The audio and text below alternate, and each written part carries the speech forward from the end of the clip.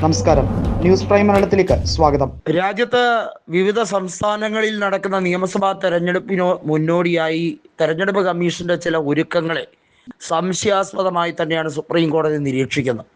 കാരണം election commission SIR നടപടി ഉൾപ്പെടെയുള്ള കാര്യങ്ങൾ ചെയ്യുന്നതിൽ വീഴ്ച വരുത്തിയിട്ടുണ്ട് എന്ന് സുപ്രീം കോടതി ചീഫ് ജസ്റ്റിസ് വളരെ വ്യക്തമായി തന്നെ പറഞ്ഞു കഴിഞ്ഞിരിക്കുന്ന കാര്യമാണ്. ബീഹാറിലെ ഇലക്ഷനിൽ വലിയ രീതിയിലുള്ള ക്രമക്കേട് ഉണ്ടായി എന്നുള്ളതും മഹാരാഷ്ട്രയിലും അതുപോലെ തന്നെ ഹരിയാനയിലും അനിഷ്ട സംഭവങ്ങൾ പലതും ഉണ്ടായതിനെക്കുറിച്ച് നിരവധി ഹർജികൾ പരിഗണിക്കുമ്പോൾ സുപ്രീം കോടതിക്ക് മിണ്ടാതെ പഞ്ചപുച്ഛ മടക്കി നിൽക്കാൻ കഴിയില്ല. എന്നാൽ ഈ വിഷയത്തിൽ ഒന്നും തന്നെ വലിയ തോതിൽ തലപുകഞ്ഞ് ആലോചിക്കേണ്ട കാര്യമില്ല. ഇതൊക്കെ സർവ്വസാധാരണമാണ്, ഇതൊക്കെ സാധാരണ രീതിയിൽ നടക്കാറുള്ളതാണ് എന്ന BJPയുടെ സ്ഥിര ന്യായം അതിവിടെ വർക്കൗട്ട് ആകില്ല. കാരണം രണ്ട് പ്രധാന കാരണങ്ങളാണ്. ഒന്ന്, ദക്ഷിണേന്ത്യൻ സംസ്ഥാനങ്ങളായിട്ടുള്ള കേരളവും തമിഴ്നാടും സ്ട്രോങ് ആയി നിന്നുകൊണ്ട് തന്നെ BJPയുടെ ഈ ഹിഡൻ അജണ്ടയെ തെരഞ്ഞെടുപ്പ് കമ്മീഷനെ ഉപയോഗിച്ചുകൊണ്ട് രാജ്യത്ത് അട്ടിമറി നടത്താൻ ശ്രമിക്കുന്ന അജണ്ടയെ പൊളിച്ചടുക്കിക്കൊണ്ടേയിരിക്കുകയാണ്.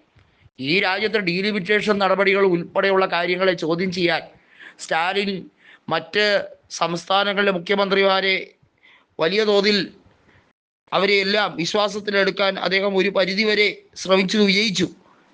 പഞ്ചാബ് മുഖ്യമന്ത്രിയെയും അതുപോലെ സമാന മനസ്ഥിതിയുള്ള ഇന്ത്യ മുന്നണിയിലെ മുഖ്യമന്ത്രിമാരെയും ഒക്കെ ഈ വിഷയത്തിൽ സ്റ്റാലിൻ ഒപ്പം കൂട്ടി.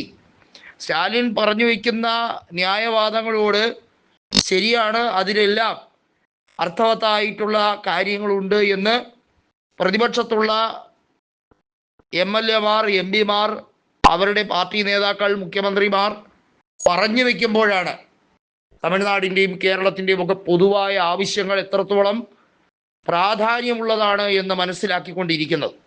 രണ്ട് പ്രധാന കാരണങ്ങൾ തമിഴ്നാട് പറയുന്നുണ്ട്. ഈ രാജ്യത്ത് സെൻസസ് എടുക്കുന്നത് ഉൾപ്പെടെയുള്ള കാര്യങ്ങളിൽ ഈ രാജ്യത്തെ പലരെയും ഇന്ത്യയുടെ പൗരത്വത്തിൽ നിന്നും അവഗണിച്ചു കൊണ്ടേയിരിക്കുകയാണ്. ഘട്ടം ഘട്ടമായി പലരുടെയും പൗരത്വം റദ്ദാക്കിക്കൊണ്ടിരിക്കുകയാണ്.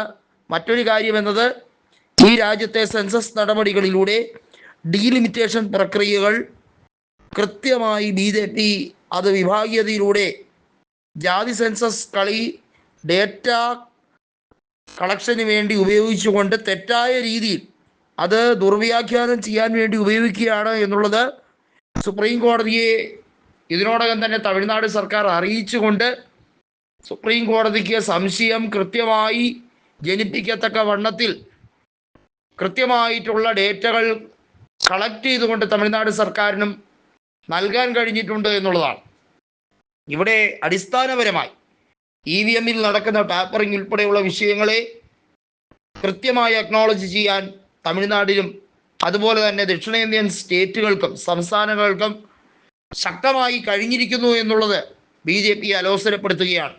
അതുകൊണ്ട് തന്നെ വരുന്ന ആളുകളിൽ ഇത് വലിയൊരു പ്രക്ഷോഭമായി മാറാൻ സാധ്യതയുണ്ട്. ഇപ്പോൾ നടക്കുന്ന നിയമസഭാ തെരഞ്ഞെടുപ്പുകൾ ഒരു പരിധിവരെ അവിടെ BJPയുടെ അക്കൗണ്ട് കുറയാൻ അല്ലെങ്കിൽ അക്കൗണ്ട് ക്ലോസ് ആകാനുള്ള സാധ്യതയുണ്ട്. അസാമിൽ പോലും ഭരണം നഷ്ടപ്പെടാനുള്ള എല്ലാ സാധ്യതകളും BJPയെ വേട്ടയാടുന്നുണ്ട്.